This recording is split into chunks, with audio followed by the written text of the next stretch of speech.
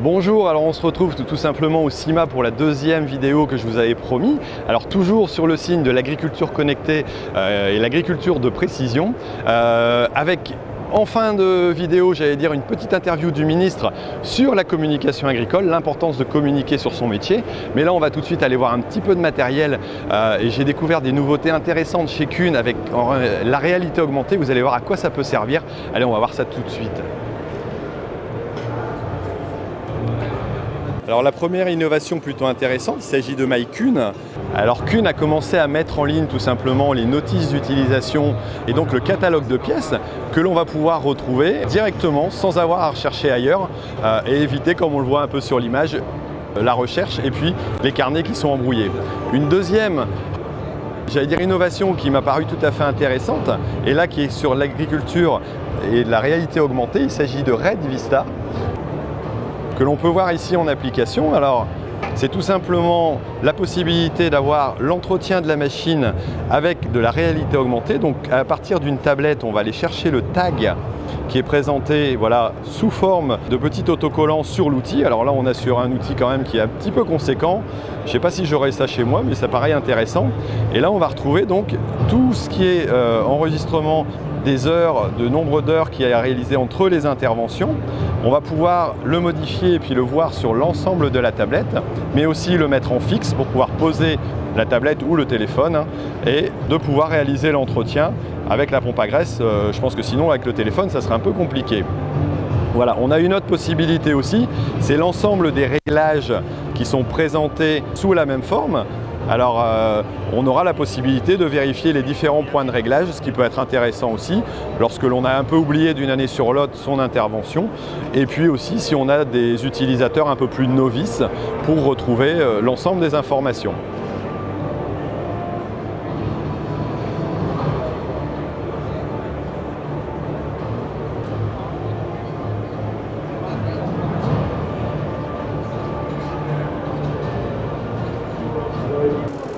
Alors autre innovation intéressante, il s'agit de l'auto-spray. Alors on peut voir l'opérateur là qui va simplement manipuler l'appareil et qui va permettre donc de réduire grâce à un système de pulsation la quantité de produit. Alors là on est à dose maximum et ensuite en augmentant par exemple la plage de vitesse, on va garder les mêmes gouttelettes avec les mêmes buses, donc éviter d'avoir plusieurs buses sur le pulvé et donc retrouver un ensemble beaucoup plus léger et qui va permettre aussi éventuellement plus tard la modulation intraparcellaire. Je pense que c'est une solution d'avenir aussi pour la réduction des produits phyto.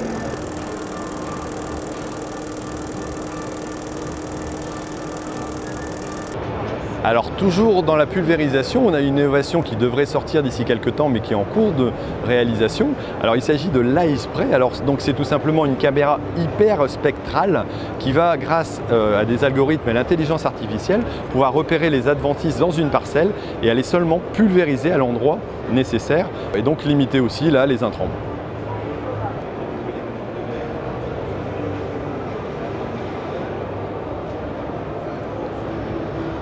Tiens, tout ça me donne envie d'aller voir un peu d'autres sociétés, peut-être de plus petite taille, au niveau des startups. Allez, on est parti.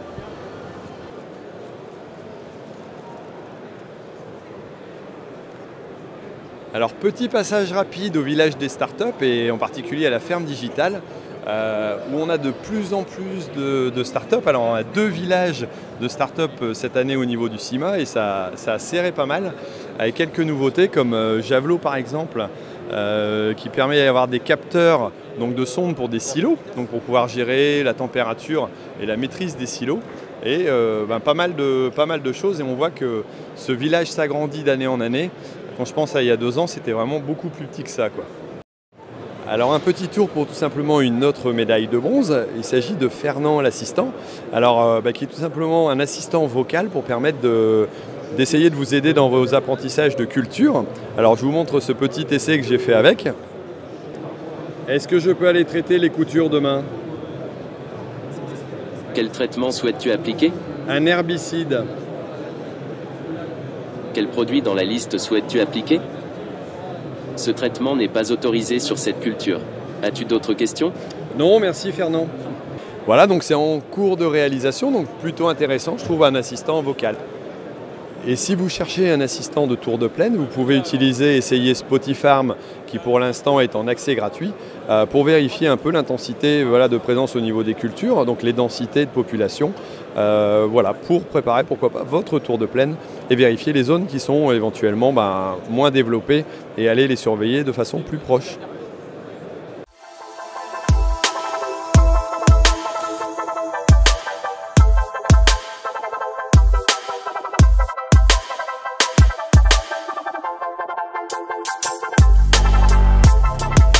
Alors après avoir fait un tout petit arrêt tout simplement chez Bosch qui a réussi à réaliser un capteur ici je me retrouve devant un système qui m'intéresse étant donné que c'est une tablette qui va me permettre de faire de la modulation de dose sur des appareils assez simples. Je vais essayer de me renseigner là-dessus parce que je pense que ça pourrait être intéressant. Bonjour. Bonjour. Est-ce que tu pourrais m'expliquer un peu comment fonctionne la tablette au niveau global ? Alors en fait la tablette, l'idée c'est d'apporter une solution simple à l'agriculteur qui n'a pas forcément un boîtier haut de gamme dans son tracteur, de manière à pouvoir moduler ses apports facilement. Et donc en fait la tablette intègre directement par internet les fichiers de modulation et les renvoie au boîtier du tracteur. D'accord. Et alors au niveau des boîtiers, on peut utiliser des boîtiers un peu de tout type ? Oui, exactement, elle est multicompatible, donc on va s'adapter sur n'importe quelle carte, sur n'importe quel boîtier de modulation, quel que soit le constructeur. D'accord. Et donc c'est une tablette classique. Il y a quoi ? Il y a un système de câbles qui permet de relier. Le kit est composé comment alors ? Donc c'est un système de câbles tout simple sur un RS232. Donc la géolocalisation se fait via le GPS interne de l'iPad.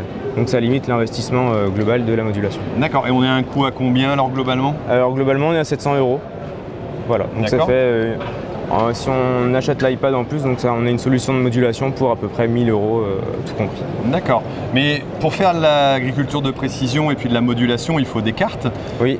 Et alors comment on peut faire pour avoir ces cartes-là ? Alors donc nous, on est fournisseur de cartes de type de sol. L'idée c'est bien d'apporter une connaissance fine des parcelles, de manière à savoir où est-ce que je dois investir le premier euro dans chaque hectare. Et donc nous on réalise des cartes de teneur en phosphore, en potassium, en acidité, de manière à moduler les engrais de fond. D'accord, donc je peux avoir toutes les ressources pour pouvoir réaliser de la modulation. Alors ça peut être du semis, ça peut être de la modulation d'apport d'engrais, ça peut être différents. Exactement, ça va être de l'engrais de fond, ça va être de la densité de semis, puisqu'on fait aussi du diagnostic d'hétérogénéité physique du sol. D'accord.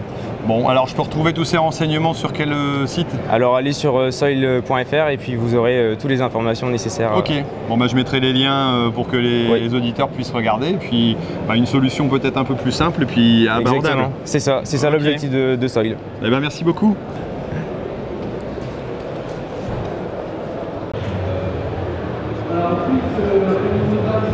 Alors un petit arrêt au stand tout simplement pour voir la deuxième innovation qui a réussi à avoir un CIMA Awards d'or, donc après Class qu'on avait vu dans la précédente vidéo. On a tout simplement le Dynatrac, donc qui est une interface qui va permettre de connecter à la fois le tracteur et puis une bineuse par exemple, donc qui peut être polyvalent et qui permet de ne pas actionner j'allais dire, et de ne pas avoir de traction trop sur les bras de force. Alors c'est un système assez complexe, mais qui est vraiment une innovation majeure au niveau de ce CIMA.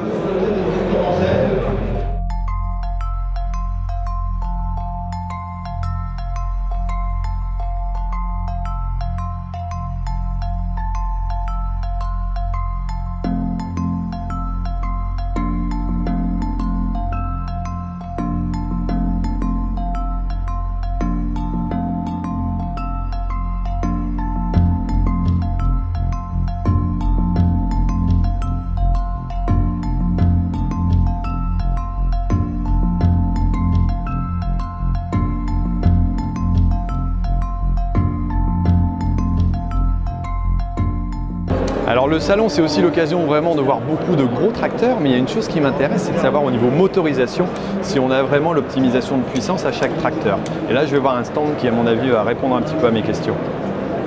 Bonjour. Bonjour. Je voudrais savoir exactement en quoi consiste le système Sport System. Alors nous, on est spécialisé depuis 1999 en mise au point moteur et en bande puissance. On intervient auprès des concessionnaires, des constructeurs, mais aussi des agriculteurs et des entrepreneurs pour travailler justement sur l'optimisation des différents moteurs. Donc on retravaille les courbes d'injection, aussi bien pour gagner en couple, en puissance qu'en consommation. D'accord, donc on commence par passer le tracteur au banc. Alors idéalement, on fait un premier diagnostic au banc d'essai, puisqu'on est aussi fabricant et distributeur de bancs de puissance. Ok. On a un diagnostic qui permet de comprendre si le tracteur il est adéquat, s'il correspond aux caractéristiques constructeurs. Et ensuite, on a une lecture du programme qui est faite par nos motoristes, donc soit directement par nous ou par notre réseau de concessionnaires qui est équipé. On reçoit le fichier, nos motoristes retravaillent la cartographie et on les réinjecte et on refait un passage au banc après pour voir justement l'impact de l'optimisation et on peut analyser directement les résultats qu'on obtient en couple, en puissance et en consommation. Donc on peut déjà réguler si j'avais un problème au niveau de la traction du tracteur en lui-même. Tout à fait. Et puis remettre la puissance adéquate, voire améliorer un petit peu les performances. Exactement. Essayez déjà de le remettre au niveau si jamais il y a un problème d'origine, lié à l'industrialisation des moteurs par exemple. Et dans un second temps, retravailler la position du couple maxi vraiment par rapport à l'usage que l'utilisateur en a. Puisqu'on sait très bien qu'entre la route et le transport, et le champ, on va déjà avoir un usage double et on va pouvoir réadapter justement ça. On a aussi l'aspect géographique qui va rentrer en compte, hein. Celui qui est dans les Landes et celui qui est dans les Alpes ne vont pas avoir le même usage. Par rapport à un réglage standard à puissance constante, combien on peut gagner, j'allais dire, en consommation? Alors on a des gains qui vont varier entre 5 et 15%. Ça dépend aussi de l'objectif de l'utilisateur. Soit on va être sur de la consommation, soit sur du rendement, soit les deux. D'accord, donc on peut avoir soit performance, soit consommation. Soit un mix des deux, ce qui est de plus en plus le cas. Mais en tout cas, une optimisation du moteur, quoi. Exactement. Ok, bah merci pour ces renseignements. Merci beaucoup Thierry. Merci.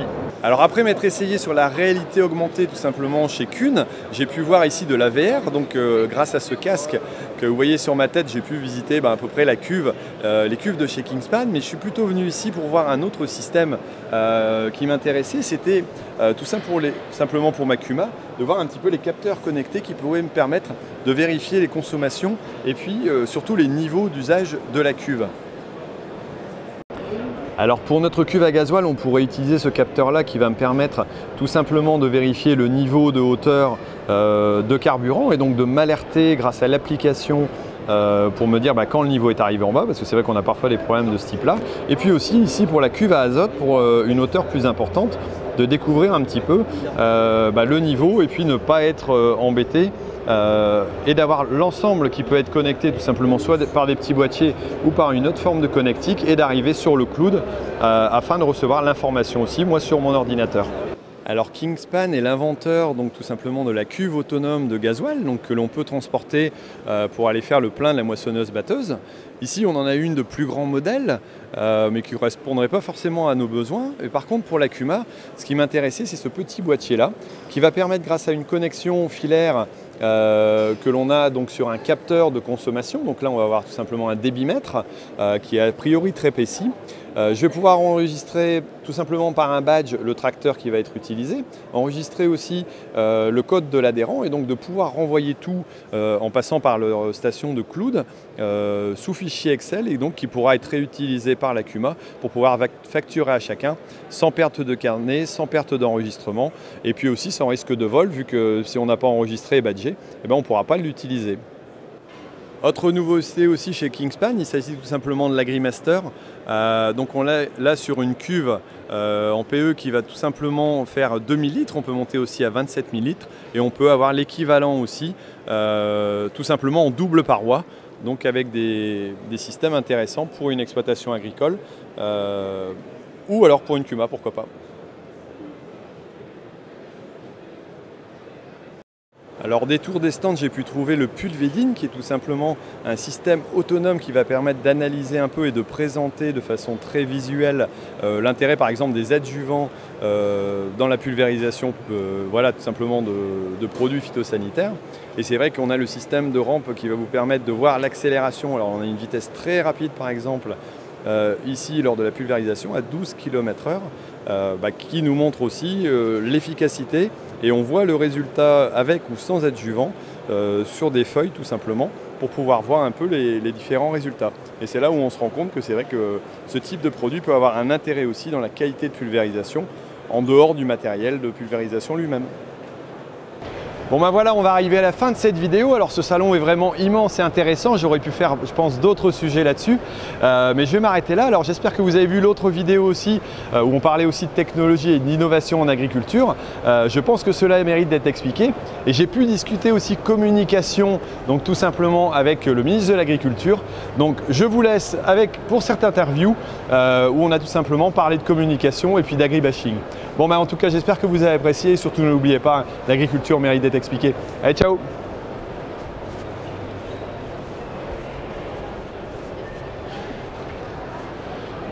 Ouais. Est-ce que vous pensez qu'on peut, nous, en tant qu'agriculteurs, répondre aussi à l'agribashing et comment? Mais ce que je vois là, c'est la réponse à l'agribashing. D'accord. Tout ce que je vois là, c'est cela, c'est l'innovation, la recherche.